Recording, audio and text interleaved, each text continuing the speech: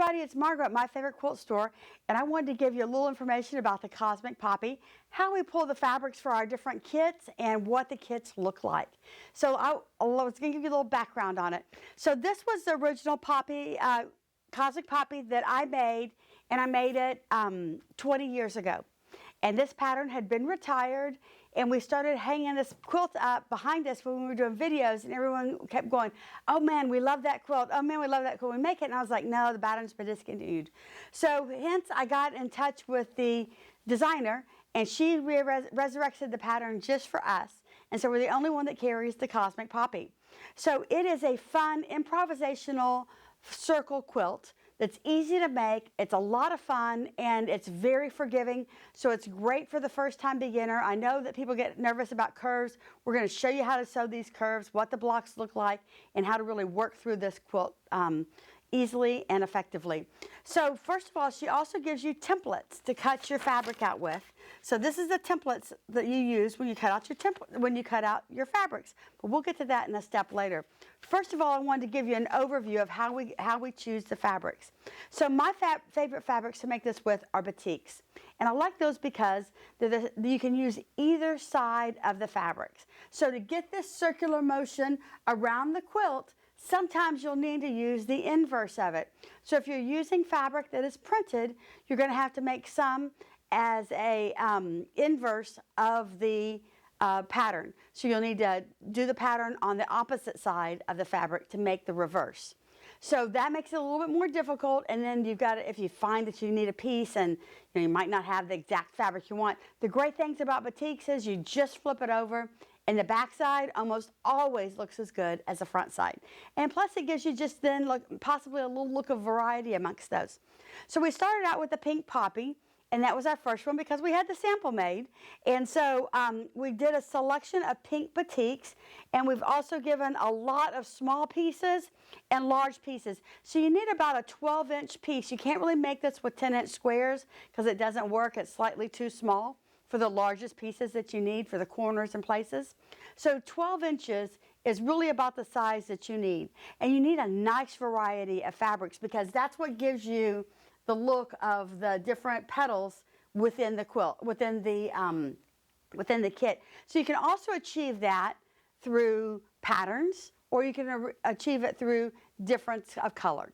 So here's an example of the pink poppy that we have, but we've also done this in many more color range. So all of our blues and greens are basically the same pre-pack. We do an assortment of blue batiks, small and large pieces, and then same with the green. So all of these will go with any of them, and we change this up quite a bit because depending upon what green batiks we have and can get at the time, and blue batiks, that's what we make the kits out of. The great thing is we've come up with some fabulous colors for the quilt kits. The one that we just made that is just out, that we have working on a sample of feverishly, is the red poppies quilt. And that is this row right here. So we have done shades of red and pink, and then also a lot of different prints in it, so that it gives it a lot of different movement because of the print. We are making this one with all blacks and black and gray centerpieces because it really pops the poppy on the quilt.